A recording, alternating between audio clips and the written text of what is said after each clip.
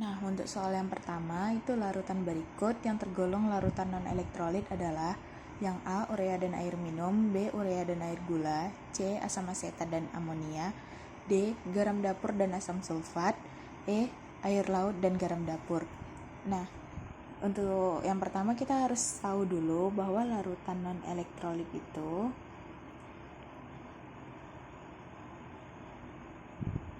adalah larutan yang tidak dapat menghantarkan listrik.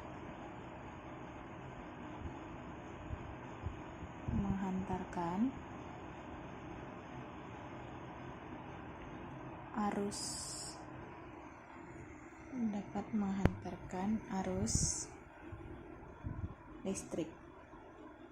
Nah, biasanya larutan non-elektrolit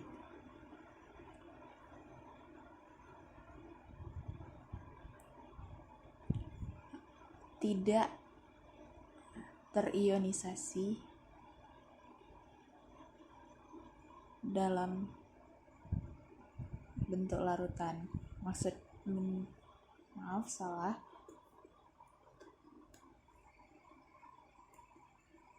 Dalam bentuk larutannya. Nah, maksudnya itu ketika dalam bentuk larutan atau dia bereaksi dengan air, dia tidak akan terionisasi. Nah, untuk yang A, urea dan air minum. Nah, urea itu tidak dapat terionisasi.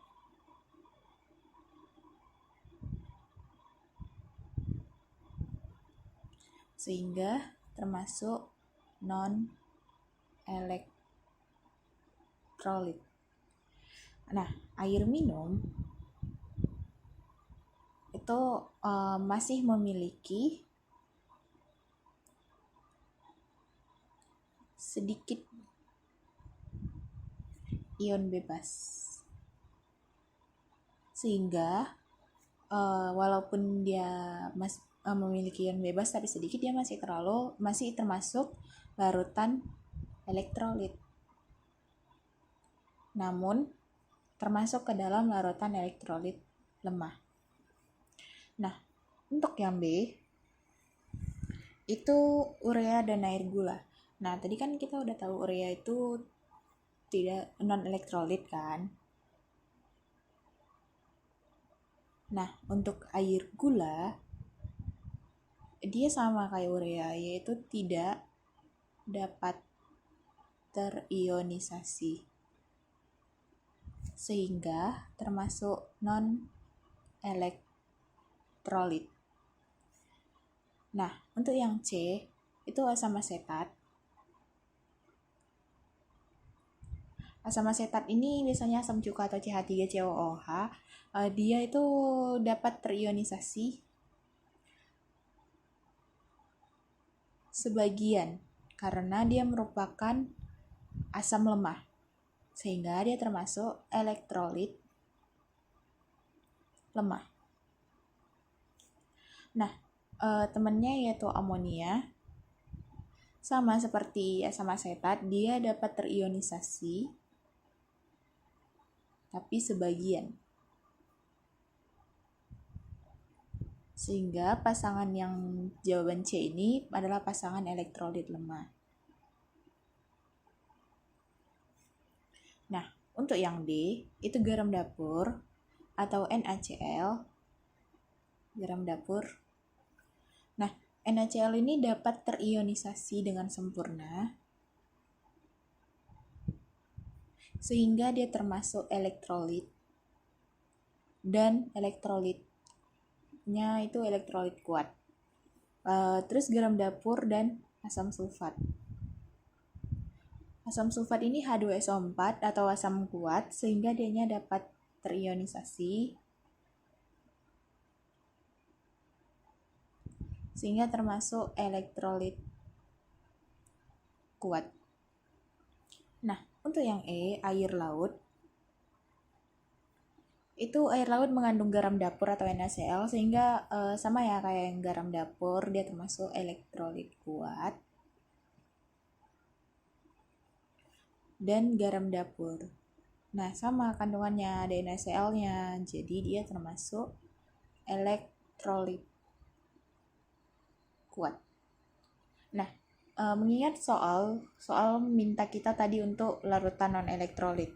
Nah, kalau yang A itu non-elektrolit dan elektrolit lemah. Jadi A bukan ya. Terus kalau yang B, dia non-elektrolit dan non-elektrolit. Berarti jawabannya yang B. Nah, sebelum itu kita ke C dulu. C ada sama setat, dia elektrolit lemah, dan amonia elektrolit lemah. Jadi ini pasangan elektrolit lemah. Kalau yang D, garam dapur elektrolit kuat, asam sulfat elektrolit kuat, sehingga yang D ini pasangan untuk elektrolit kuat. Yang E itu air laut, yaitu elektrolit kuat, dan garam dapur elektrolit kuat juga. Jadi yang E juga pasangan elektrolit kuat. Nah, baik untuk soal yang kedua, yaitu glukosa dalam air membentuk larutan non-elektrolit karena jadi glukosa ketika dilarutkan ke dalam air, dia tidak akan terionisasi.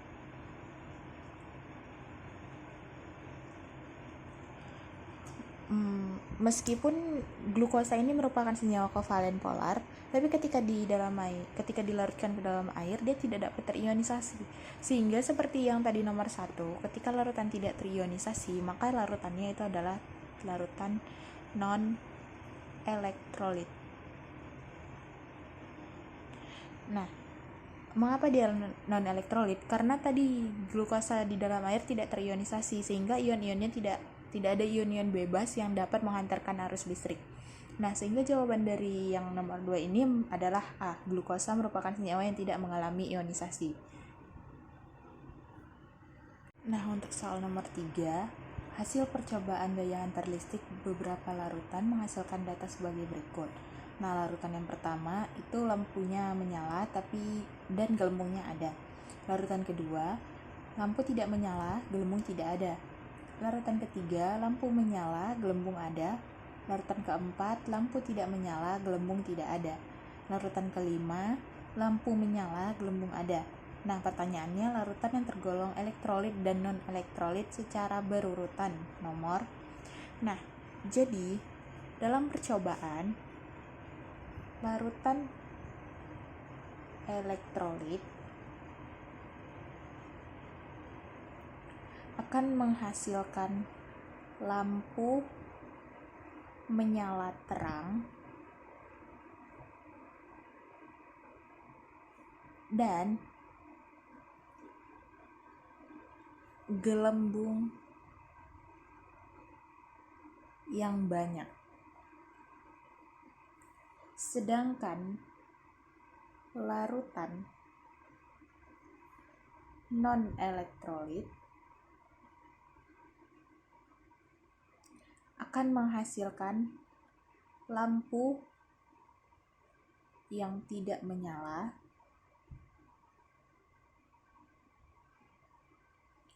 dan tidak terdapat gelembung.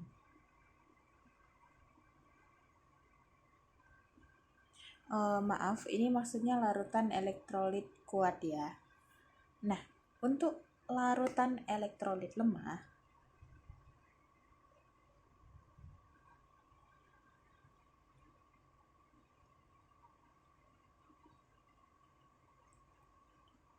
akan menghasilkan beberapa jenis reaksi, yaitu yang pertama, lampu menyala redup dan tidak terdapat gelembung. Yang kedua, lampu menyala terang, tapi tidak terdapat gelembung. Yang ketiga, lampu redup dan gelembung sedikit. Yang keempat, lampu tidak menyala dan gelembung sedikit. Dan yang terakhir itu lampu tidak menyala tapi gelembungnya banyak. Nah, di soal dia hanya bertanya tentang elektrolit dan non-elektrolit, nggak elektrolit kuat dan lemah ya. Jadi dapat dilihat dari penjelasan tadi bahwa larutan elektrolit kuat itu lampunya menyala dan terdapat gelembung, sedangkan non-elektrolit lampunya tidak menyala dan tidak terdapat gelembung. Nah, kita lihat yang larutan pertama. Jadi soal larutan pertama, dia menyala dan gelembungnya ada, sehingga termasuk elektrolit. Larutan kedua,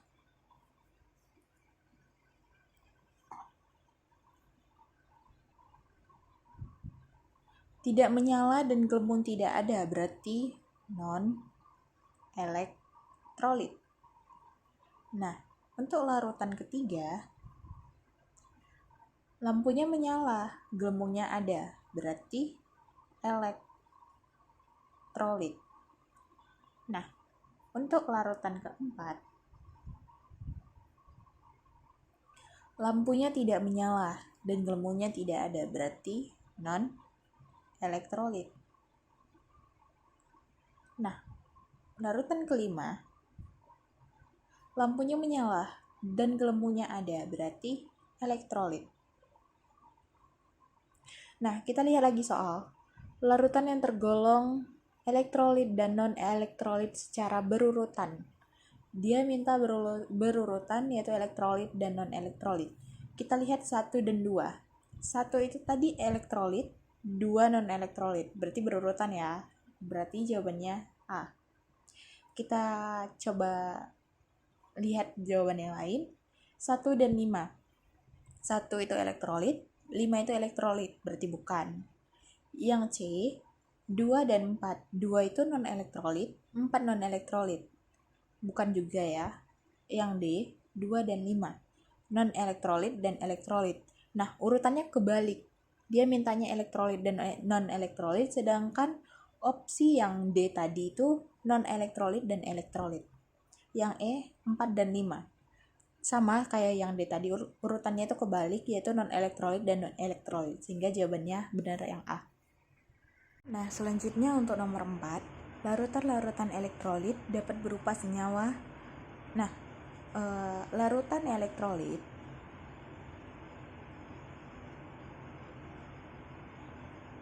ini dapat terbentuk dari 2 senyawa, yaitu yang pertama senyawa ion dan senyawa kovalen polar. Mengapa? Karena kedua larutan ini dapat terionisasi ketika dilarutkan dalam air. Nah, sehingga jawaban untuk nomor 4 ini adalah B, yaitu senyawa ion dan senyawa kovalen polar. Nah, selanjutnya itu nomor 5, larutan berikut yang tergolong larutan elektrolit adalah, nah seperti yang kita ingat tadi bahwa larutan elektrolit adalah larutan yang dapat terionisasi ketika dilarutkan dalam air. Nah, untuk yang A, alkohol itu tidak dapat terionisasi. Tidak dapat terionisasi. Sehingga termasuk larutan non-elektrolit. Nah, untuk yang B, air gula. Sama seperti alkohol, air gula itu tidak dapat terionisasi ketika dilarutkan dalam air. Sehingga termasuk larutan non-elektrolit. Untuk yang C, air garam dapur. Air garam dapur ini, itu garam dapur kan NaCl. Jadi garam dapur dapat terionisasi ketika dilarutkan dalam air. Dia dapat terionisasi sehingga termasuk larutan elektrolit. Nah, untuk yang D, urea. Urea itu tidak dapat terionisasi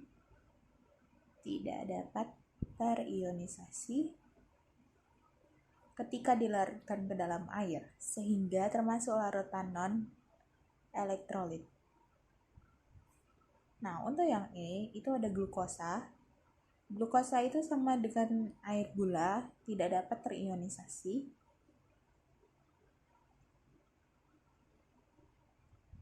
Sehingga termasuk larutan non-elektrolit. Nah, sehingga dari kelima opsi ini, yang termasuk larutan elektrolit adalah yang C, yaitu air garam dapur. Nah, selanjutnya yaitu nomor 6, data percobaan daya hantar listrik beberapa larutan adalah sebagai berikut. Nah, yang larutan A, nyala lampunya terang, gelembung gasnya banyak. B, lampunya redup, gelembung gasnya banyak. Yang C, lampu tidak nyala, gelembung tidak ada. D, lampu terang, gelembung banyak. E, lampu tidak nyala, gelembung sedikit. Nah, yang menjadi pertanyaan adalah yang merupakan pasangan elektrolit kuat dan elektrolit lemah berturut-turut adalah, nah, seperti yang nomor 3 tadi, elektrolit kuat adalah lampu yang menyala terang dan gelembung banyak. Non-elektrolit, lampu yang tidak menyala dan tidak terdapat gelembung. Untuk elektrolit lemah itu ada banyak contohnya. Beberapanya yaitu lampu redup dan tidak terdapat gelembung, ada lampu terang dan tidak terdapat gelembung, lampu redup dan gelembung sedikit, lampu tidak menyala dan gelembung sedikit, lampu tidak menyala dan gelembung banyak. Ini ada beberapa contoh, tapi masih ada beberapa macam lagi hasil percobaan yang merupakan elektrolit lemah. Yang penting elektrolit lemah itu dia di luar dari dua ini. Nah, jadi mari kita lihat untuk soal nomor 6 ini. Nah, untuk larutan yang A,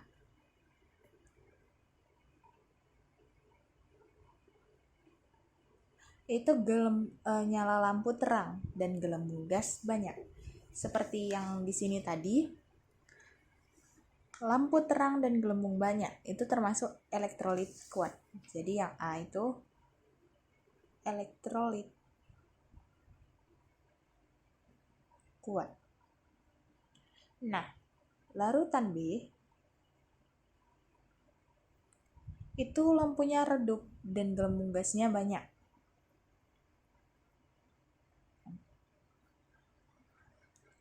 Nah, untuk yang B itu lampunya redup dan gelembung gasnya banyak. Jadi itu kan di luar dari dua ini ya, yaitu lampu menyala terang dan gelembung banyak. Tadi lampunya redup kan, bukan terang. Dan dia gelembungnya tetap ada banyak. Jadi itu termasuk elektrolit lemah. Karena jika dia elektrolit kuat, lampunya pasti terang. Nah, untuk itu yang C, lampu tidak menyala, gelembung gas tidak ada. Nah, bisa kita lihat di sini. Kalau lampu tidak menyala dan gelembung gas tidak ada, itu non-elektrolit. Sehingga larutan C non-elektrolit. Nah, untuk larutan D, itu lampunya terang, gelembung banyak, sama seperti A tadi berarti, yaitu elektrolit kuat. Nah, untuk larutan E, lampunya tidak menyala dan gelembung gasnya sedikit. Nah, bisa kita lihat di sini tadi, lampu tidak menyala dan gelembung gasnya sedikit, yaitu termasuk elektrolit lemah.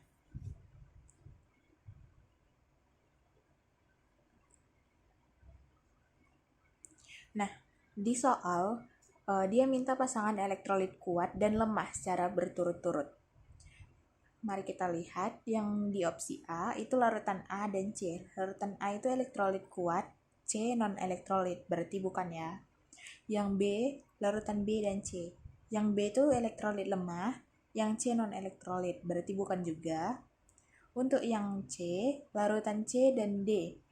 Larutan C non-elektrolit, larutan D elektrolit, bukan juga. Untuk yang opsi D, larutan D dan E.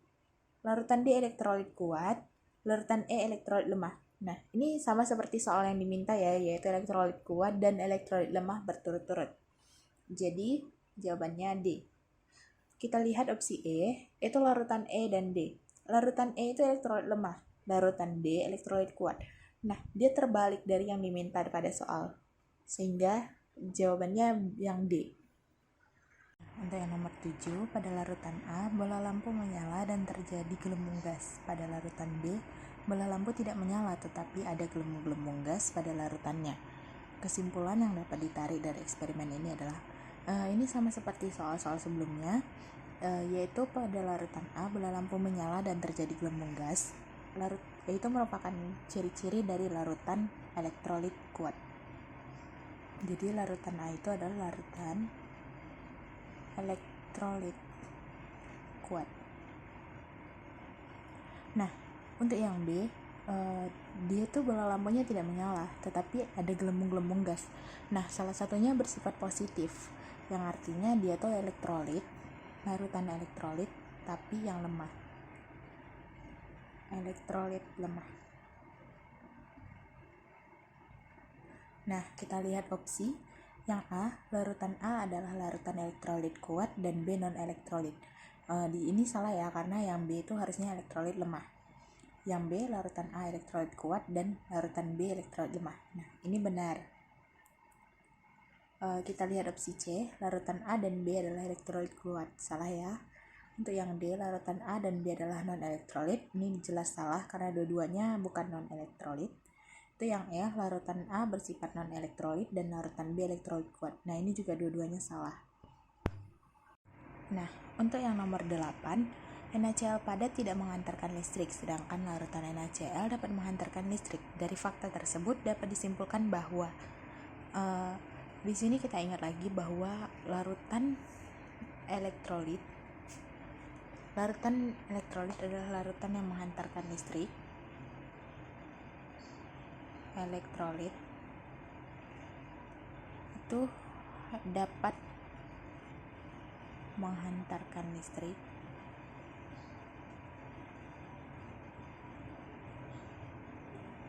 karena dia dapat terionisasi atau ion-ionnya bergerak bebas. Nah, sehingga pada NaCl padat dia tidak dapat menghantarkan listrik karena ion-ionnya tidak bebas atau belum terionisasi gitu. Nah, untuk yang A, kita lihat opsinya aja langsung. Untuk yang A, adanya air mengubah NaCl yang semula berikatan kovalen menjadi berikatan ion. NaCl ini dalam bentuk padat maupun larutan itu sifatnya ionik, senyawa ionik, bukan senyawa kovalen. Jadi jelas yang A itu salah. Yang B, NaCl padat tidak terionisasi, tetapi apabila dilarutkan dalam air akan terionisasi. Nah, ini sama seperti yang tadi saya bilang, bahwa NaCl itu ketika ditambahkan air dia akan terionisasi. Jadi ketika dia terionisasi, maka akan dapat menghantarkan listrik sehingga dia larutan elektrolit. Jadi jawabannya B. Nah, selanjutnya untuk nomor 9, pasangan berikut yang tergolong elektrolit lemah adalah. Nah, ini kan opsinya sama seperti yang di nomor 1 tadi. Kita lihat ke yang nomor 1 tadi. Nah, yang A itu urea termasuk non-elektrolit dan air minum elektrolit lemah. Dia mintanya pasangan elektrolit lemah ya, berarti yang A bukan. Yang B, urea itu non-elektrolit, air gula non-elektrolit, berarti bukan juga. Yang C, asam asetat itu elektrolit lemah karena merupakan asam lemah, dan amonia elektrolit lemah. Nah, berarti ini merupakan pasangan elektrolit lemah, berarti jawabannya yang C. Kalau untuk yang D itu garam dan asam kuat sehingga sama-sama elektrolit kuat. Dan untuk yang E itu garam, sama-sama garam NaCl sehingga elektrolit kuat.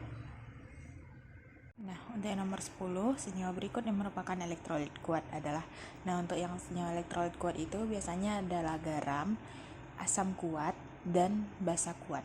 Jadi kita lihat dulu bentuk senyawanya. Yang A, ini ada gugus OH-nya sehingga dia alkohol, yaitu etanol.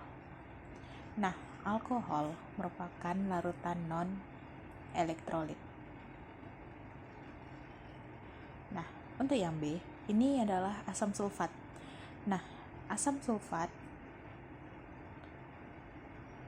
merupakan asam kuat sehingga dia adalah elektrolit kuat. Nah, kalau yang C ini itu HCN, dia merupakan asam lemah sehingga dia adalah elektrolit lemah. Untuk yang D, itu adalah glukosa C6H12O6. Glukosa itu sifatnya non-elektrolit karena tidak dapat terionisasi di dalam air. Yang E, itu ada amonia. Amonia merupakan basa lemah sehingga termasuk elektrolit lemah. Nah, di soal yang diminta adalah elektrolit kuat. Dari kelima opsi, yang elektrolit kuat adalah yang asam sulfat, sehingga yang B. Nah, selanjutnya nomor 11, dari pengamatan daya hantar listrik yang diperoleh data sebagai berikut. Larutan pertama, glukosa, lampu tidak menyala, gelembung gas tidak ada. Asam cuka lampu tidak menyala, gelembung gas ada. Dan garam, larutan garam, lampu nyala, gelembung gas ada. Urutan kekuatan elektrolit dari yang terendah adalah, nah, kita identifikasi terlebih dahulu. Glukosa, lampu tidak menyala dan gelembung gas tidak ada. Keduanya negatif sehingga dari hasil percobaan kita tahu bahwa ini adalah larutan non-elektrolit. Nah, untuk asam cuka, lampunya tidak menyala tapi gelembung gasnya ada. Ada salah satu yang positif, ada salah satu yang menunjukkan bahwa ada ion bebas di dalam larutan tersebut, sehingga larutan ini merupakan larutan elektrolit lemah.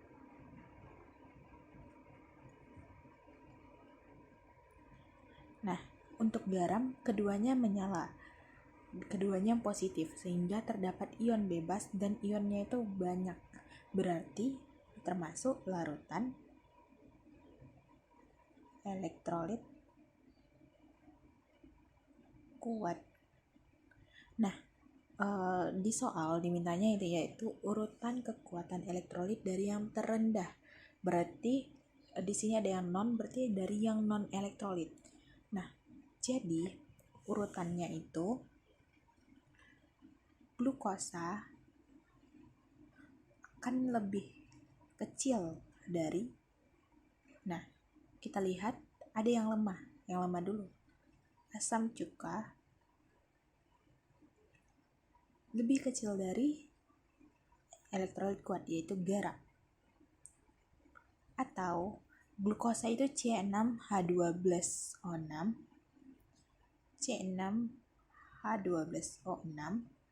asam cuka CH3COOH, dan garam adalah NaCl. Nah, kita lihat di opsi yang mirip dengan ini adalah opsi yang B. Jadi jawabannya B. Selanjutnya untuk nomor 12, di antara pasangan zat berikut ini yang merupakan elektrolit lemah adalah, nah, perlu kita ingat bahwa larutan elektrolit kuat terbuat dari garam, larutan elektrolit kuat itu diantaranya adalah senyawa garam, asam kuat dan basa kuat. Sehingga untuk yang lemah itu contohnya ada basa lemah dan asam lemah. Nah, kita identifikasi yang A, HBr merupakan asam kuat dan NH3 itu merupakan basa lemah. Nah, untuk yang B, NaOH itu basa kuat. Sedangkan CH3COOH itu merupakan asam lemah. Nah, HCN itu merupakan asam lemah, sedangkan HClO4 merupakan, kita lanjut, tadi HCN merupakan asam lemah, sedangkan HClO4 merupakan asam kuat. Nah, yang D, CH3COOH merupakan asam lemah dan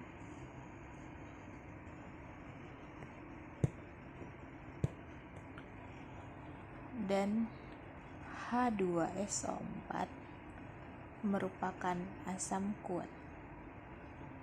Nah, yang E, AlOH 3 kali merupakan basa lemah dan NH3 merupakan basa lemah.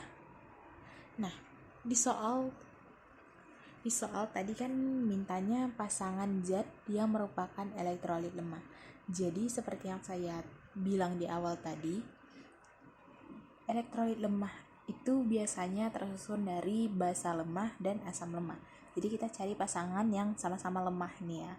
Nah, kalau yang A ini kuat dan lemah, yang B kuat dan lemah, yang C lemah dan kuat, berarti ketiga ini nggak ada. Yang D lemah dan kuat juga bukan. Yang E basa lemah dan basa lemah, berarti jawabannya yang E. Selanjutnya yaitu nomor 13, penulisan yang tepat untuk reaksi ionisasi elektrolit kuat asam sulfat H2SO4 adalah. Nah, kita tahu bahwa jika dia elektrolit kuat, reaksi akan bersifat irreversible atau hanya bersifat satu arah, tidak bolak-balik ya. Berarti panahnya cuman ke arah produk, bukan dia tidak bisa balik lagi ke arah reaktan. Maaf. Nah, jadi panahnya seperti ini. Nah, untuk ionisasi dari H2SO4 itu kita tulis dulu H. Seperti yang kita tahu bahwa ini terbagi menjadi dua, yaitu H dan SO4. Nah, biasanya H ini memiliki muatan positif 1 dan SO4 ini biasa mempunyai muatan negatif 2. Nah, untuk menyetarakannya, di sini kan dia punya 2 negatif nih, sehingga biasanya kita akan berhubungan dengan yang namanya bilox. Bilox akan yang di reaktan dan yang di produk itu sama. Nah, di sini tuh ada nanti 0. Nah, di sini sedangkan di sini itu ada negatif 2 dan 1 dan positif 1. Jadi kalau misalnya di jumlah ini masih negatif 2 ditambah 1, berarti masih negatif 1. Nah, untuk menyetarakannya kita tambah koefisien 2 di sini sehingga nanti 2 positif sama 2 negatif. Atau untuk lebih jelasnya, karena di sini ada 2, hanya ada 2, jadi kita buat di sini ada koefisien 2 H+, sehingga di reaktan dan di produk untuk H-nya sama-sama ada 2. Nah, selanjutnya yaitu nomor 14, dengan menguji elektrolit, elektroda dimasukkan ke dalam asam klorida. Ternyata lampu menyala. Hal ini disebabkan oleh asam klorida atau HCl merupakan asam kuat sehingga termasuk elektrolit kuat. Nah, larutan dapat menghantarkan arus listrik karena terjadi yaitu namanya terionisasi. Larutan menjadi ion-ionnya. Nah, pada saat itu ion akan bebas bergerak sehingga dapat menghantarkan arus listrik yang akan menyebabkan terjadinya lampu menyala. Sehingga dari penjelasan saya dapat disimpulkan bahwa asam klorida akan mengalami ionisasi sehingga akan mengakibatkan larutan klorida ini dapat menghantarkan arus listrik atau mengakibatkan adanya arus listrik. Jadi dari semua ini yang benar adalah D. Nah, lalu kita ke soal yang nomor 15. Dari 0,1 mol asam cuka yang terlarut dalam air telah terurai 0,005 mol. Banyaknya asam cuka yang terionisasi menjadi ionnya adalah, di sini kita tahu bahwa rumus dari derajat ionisasi, derajat atau alfa, yaitu jumlah zat yang mengion dibagi dengan jumlah zat mula-mula. Nah, tapi di sini dia minta dalam bentuk persen, jadi kita kalikan 100%. Jumlah zat yang mengion. Dari soal kita tahu bahwa 0,1 mol ini merupakan zat yang mula-mula. 0,1 mol. Nah, dari 0,1 mol asam cuka yang terlarut dalam air telah terurai, berarti jumlah zat yang mengionnya yaitu 0,005 mol. Dikali 100%. Nah, ini hasilnya 0,05 dikali 100%, maka derajat ionisasinya adalah 5% atau yang E.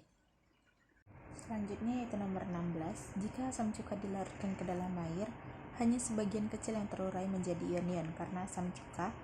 Nah, seperti yang kita tahu, asam cuka atau CH3COOH ini merupakan asam lemah sehingga dia termasuk elektrolit lemah.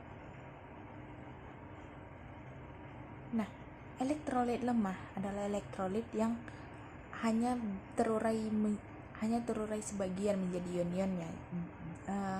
Ion yang bergerak bebas itu hanya sedikit. Nah, jadi ini udah termasuk ke poin yang nomor 1, yaitu elektrolit lemah.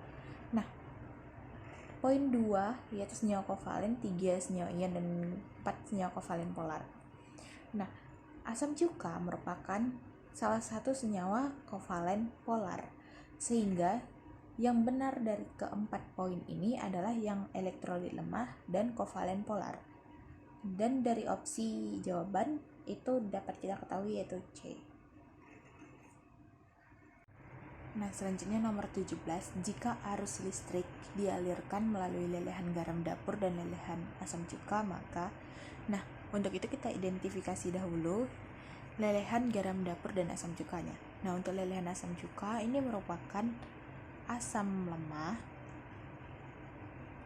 sehingga dia dapat menghantarkan listrik atau dia merupakan larutan elektrolit, tapi elektrolitnya elektrolit lemah. Nah, sedangkan garam dapur, dia ini adalah senyawa garam yang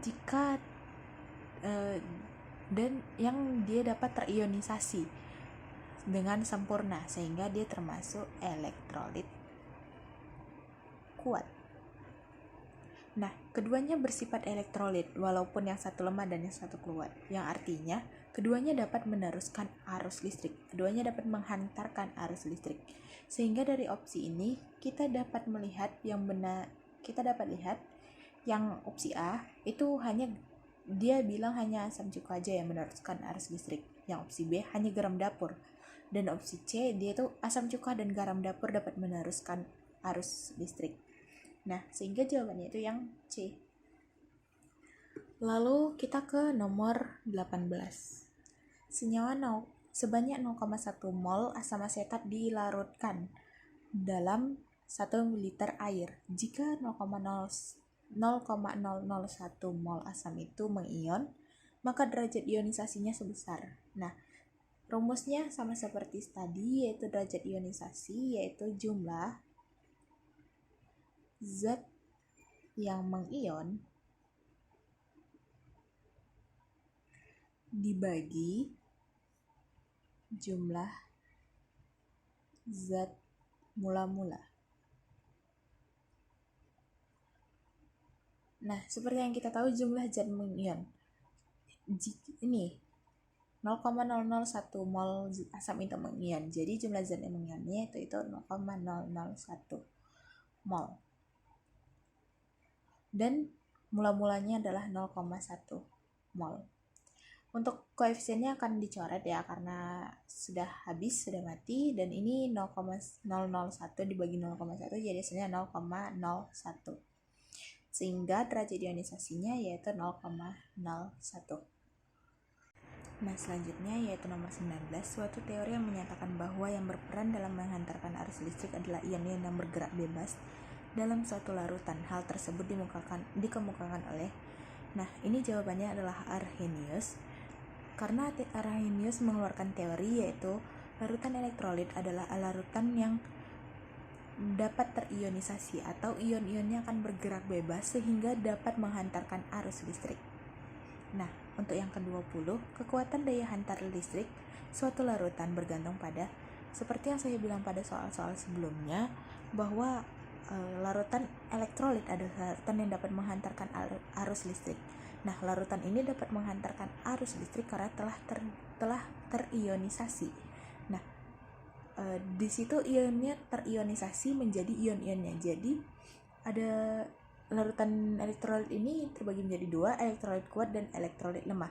Elektrolit kuat itu adalah larutan yang terionisasinya secara sempurna, sementara larutan elektrolit lemah ionisasinya secara sebagian.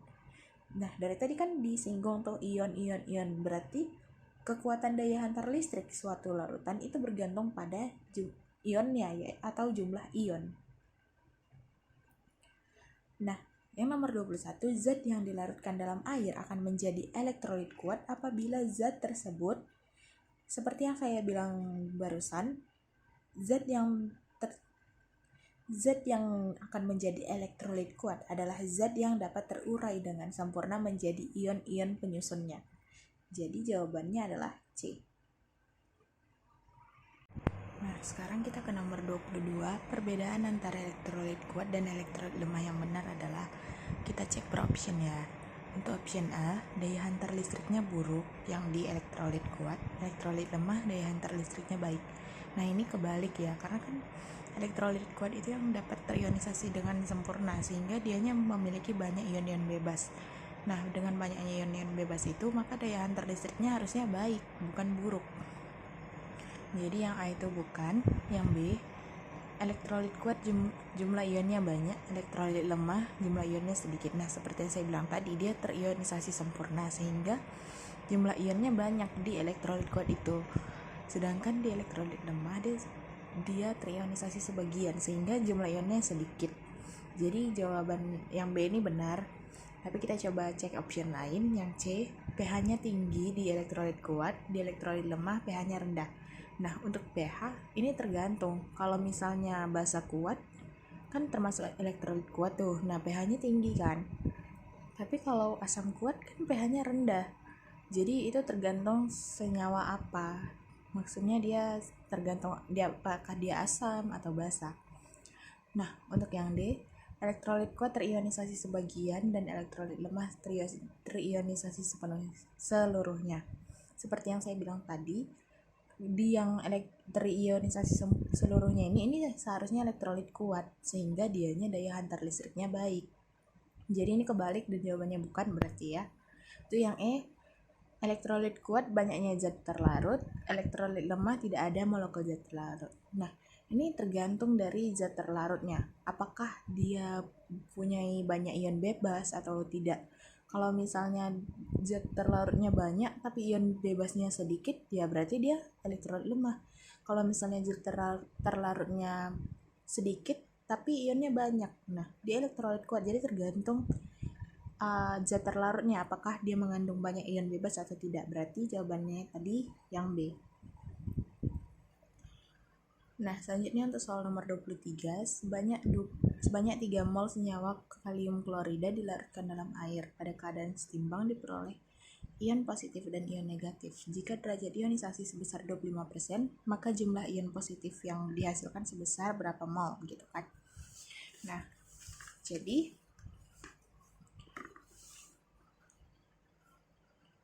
kita masuk ke rumus yang tadi, yaitu derajat ionisasi sama dengan jumlah zat yang mengion per jumlah zat mula-mula. Nah, soal nanyanya itu jumlah zat yang dihasilkan atau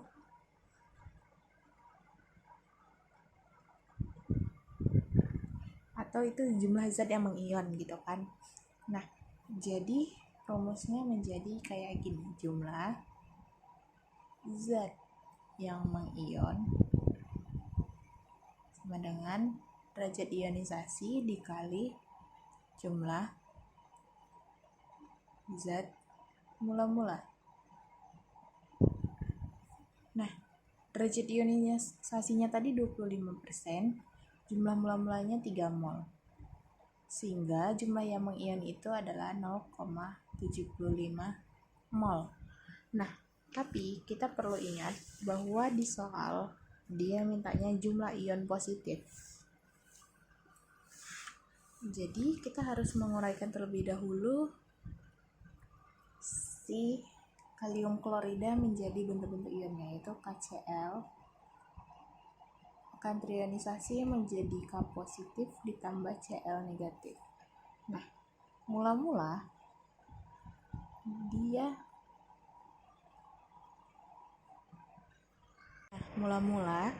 tadi kan KCl mula-mula ada 3 mol.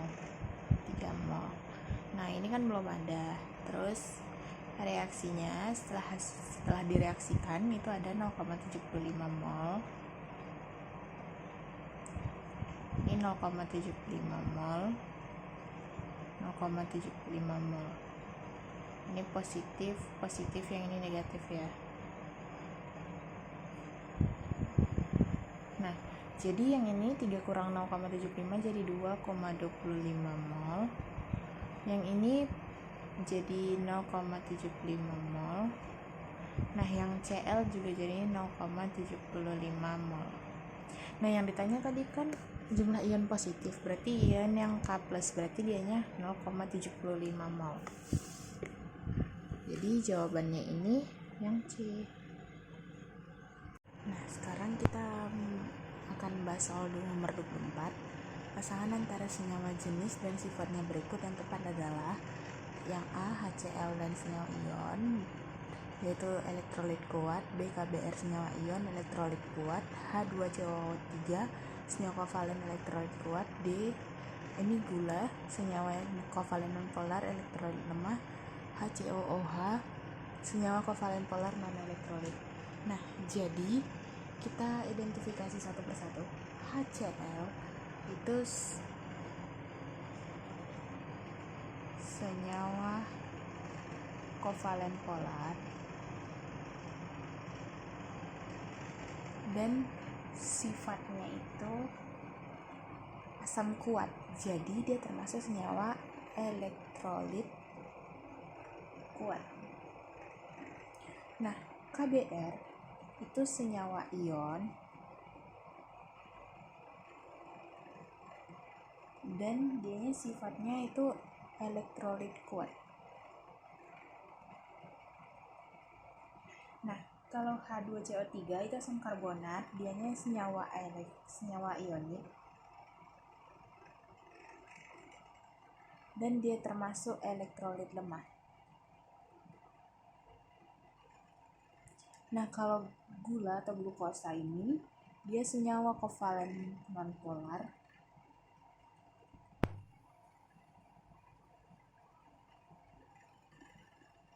dan sifatnya non-elektrolit.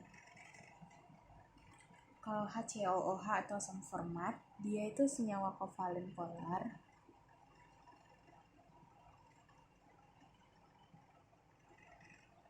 dan sifatnya elektrolit lemah. Nah, kita identifikasi ya ke opsi. Jadi HCl itu senyawa kovalen polar elektrolit kuat. Nah, yang A salah ya, karena senyawanya dia buat senyawa ion. Kalau KBr senyawa ion elektrolit kuat. Nah, ini benar ya. Kita lanjut dulu ke opsi yang lain. Itu tadi asam karbonat, ion, senyawa ion, dan elektrolit lemah. Nah, ini salah dua-duanya. Di sini dia buat kovalen polar sama elektrolit kuat. Kalau yang gula kovalen non-polar dan non-elektrolit. Kovalen non-polar, nah ini dia salah, dia buatnya elektrolit lemah.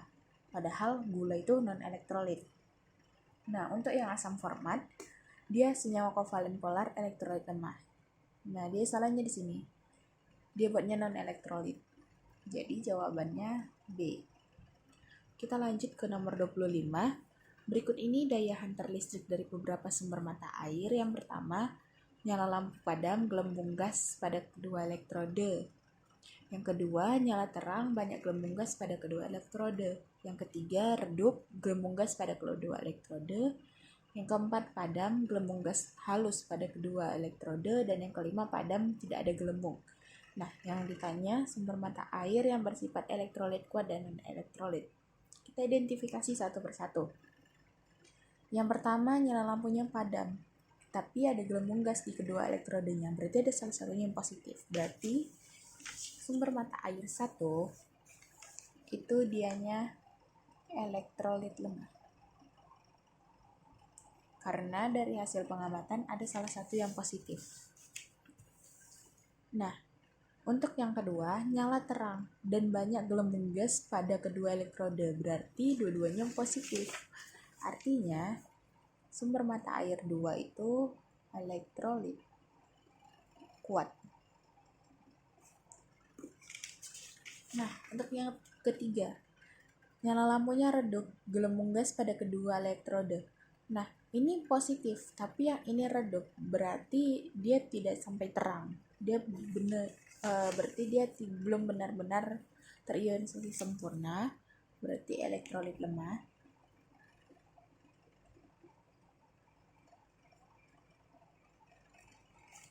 Nah, untuk yang nomor 4, nyala lampunya padam, gelembung gas halus pada kedua elektrode. Nah, ini dianya positif salah satu, berarti elektrolit lemah.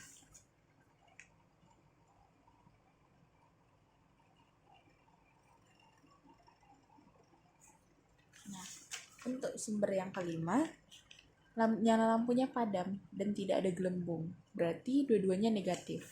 Berarti dianya termasuk non-elektrolit.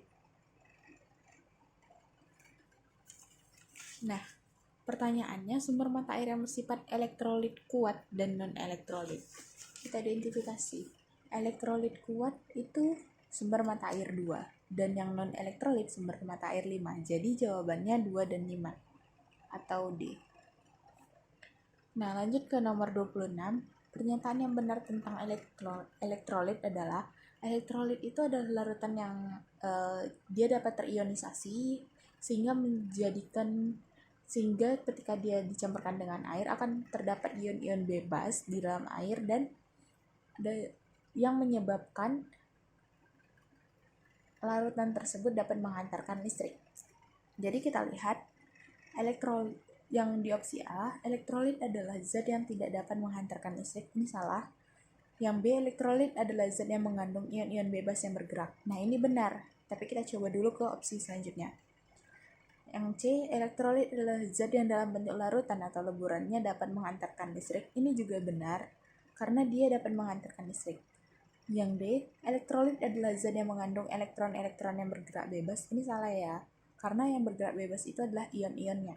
Sama seperti yang E juga, di sini dia bilang molekul-molekulnya yang bergerak bebas, padahal bukan. Yang bergerak bebas itu ion-ionnya. Nah, kita identifikasi B dan C karena sama-sama benar. Nah, di sini yang paling benar itu yang B, karena elektrolit itu zat yang mengandung ion-ion bebas yang bergerak. Nah, kalau misalnya karena adanya ion-ion bebas yang bergerak inilah makanya dia dapat menghantarkan listrik. Jika tidak ada ion-ion bebas, maka dia tidak akan menghantarkan listrik. Jadi jawabannya B. Nah, selanjutnya kita ke nomor 27, diberikan tabel sifat dua buah zat sebagai berikut. Yang pertama zat X, titik lelehnya min 115, kelarutan dalam air larut, konduktivitas listrik pada padatan itu bisa dilihat keterangannya non-konduktor, lelehan non-konduktor, larutan konduktor. Nah, zat yang Y, titik lelehnya min 94, kelarutannya dalam air tidak larut, konduktivitas listrik padatan itu non-konduktor, lelehan non-konduktor, dan larutan juga non-konduktor.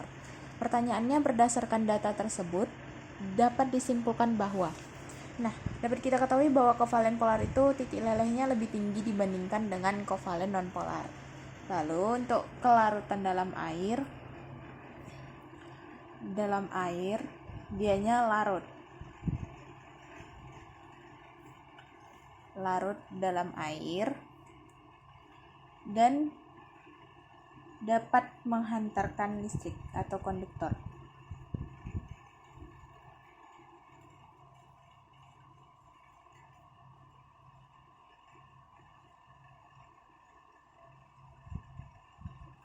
Sedangkan kovalen nonpolar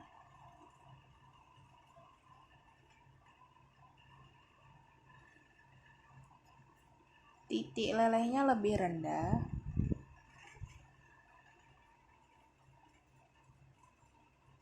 tidak larut dalam air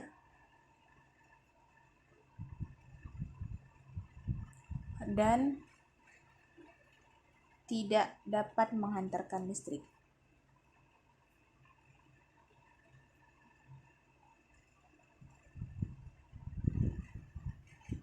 Atau non-konduktor.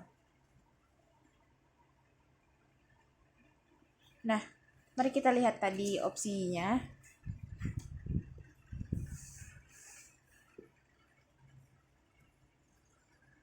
Nah, mari kita lihat kembali soalnya. Zat yang X itu titik lelehnya min 115 dan kelarutan dalam airnya larut. Di bentuk larutannya dia bersifat konduktor.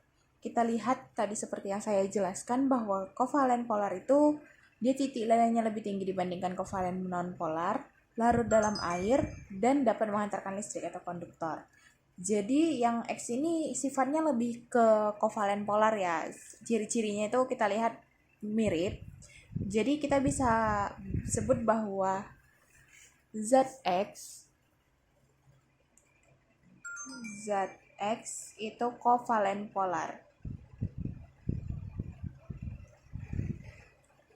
Nah, untuk yang zat Y, dia titik lelehnya minus 94, di dalam air tidak larut, dan konduktivitas listriknya dalam bentuk apapun tidak dapat menghantarkan listrik atau non-konduktor. Kita lihat di penjelasan yang kovalen non-polar, dia titik lelehnya lebih rendah, tidak larut dalam air, dan tidak dapat menghantarkan listrik atau non-konduktor. Jadi ciri-cirinya mirip dengan kovalen non-polar, sehingga kita bisa dapat simpulkan bahwa zat Y adalah kovalen non-polar.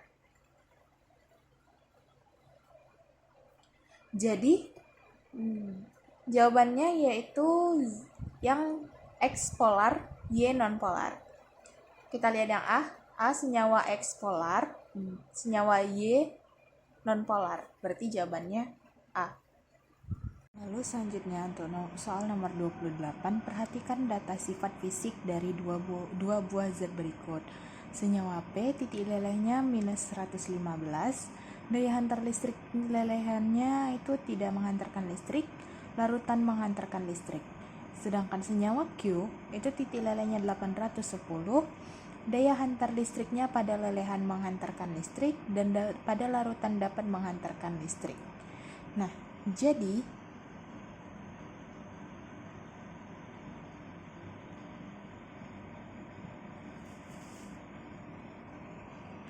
Jadi senyawa ion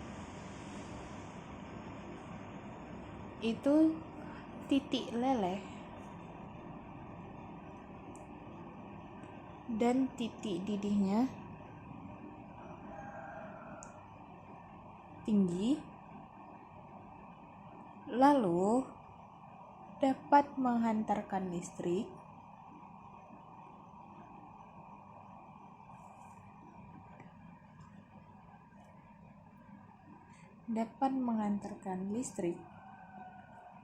dalam bentuk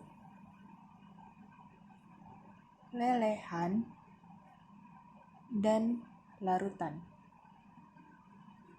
Nah, sedangkan senyawa kovalen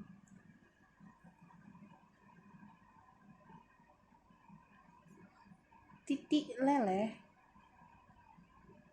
dan titik didihnya lebih rendah dari senyawa ion.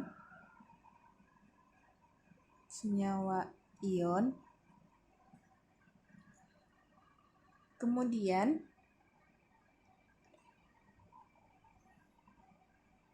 pada larutan dapat menghantarkan listrik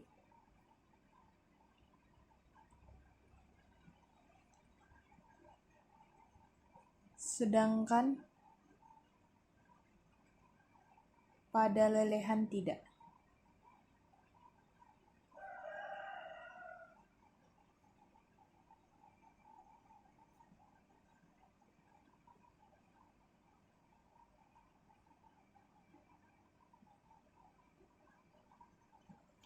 Nah, dari penjelasan tersebut, kita dapat lihat kembali ke kotak yang awal tadi. Nah, jadi P itu titik lelehnya minus 115. Dalam bentuk lelehan tidak menghantarkan listrik. Dalam bentuk larutan menghantarkan listrik. Nah, sifatnya ini sama dengan sifat kovalen. Nah, lalu senyawa Q itu titik lelehnya 810. Dengan dalam bentuk lelehan dia dapat menghantarkan listrik, dalam bentuk larutan menghantarkan listrik. Berarti yang Q ini merupakan senyawa ion.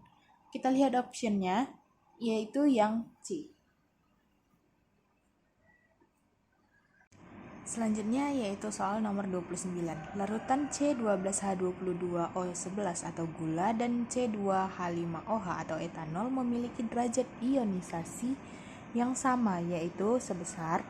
Nah, yang pertama kita harus tahu larutan gula dan etanol ini adalah larutan apa? Elektrolit kuatkah, elektrolit lemah, atau non-elektrolit? Nah, ternyata larutan gula dan etanol merupakan larutan non-elektrolit. Nah, di sini kita ketahui bahwa larutan elektrolit kuat itu derajat ionisasinya atau alfa sama dengan 1. Derajat larutan elektrolit lemah itu derajat ionisasinya di antara 0 sampai 1. Sedangkan larutan non-elektrolit itu derajat ionisasinya sama dengan 0. Nah, seperti yang tadi kita tahu bahwa larutan gula dan etanol ini merupakan larutan non-elektrolit sehingga derajat ionisasinya sama, yaitu sebesar 0. Jadi jawabannya yang A. Selanjutnya soal nomor 30. Jika diketahui harga derajat ionisasi dari 0,5 mol zat elektrolit yang dilarutkan dalam 1 liter air adalah 0,75, maka mol zat elektrolit yang terionisasi adalah, jadi seperti yang kita tahu, rumus dari derajat ionisasi adalah jumlah mol zat yang mengion dibagi dengan jumlah mol zat derajat ionisasi yaitu jumlah mol zat yang mengion dibagi dengan jumlah mol zat yang mula-mula. Nah, jadi untuk tadi kita yang ditanya yaitu jumlah mol zat yang terionisasi, sehingga jumlah mol zat yang mengion itu rumusnya derajat ionisasi dikali jumlah mol zat mula-mula. Nah, diketahui di soal derajat ionisasinya itu ini 0,75 dikali dengan jumlah mol zat mula-mula yaitu 0,5 mol. Nah, sehingga jumlah mol zat yang mengion yaitu 0,375 mol. Hasil dari perkalian 0,75 dikali 0,5 mol. Sehingga jawabannya yang C.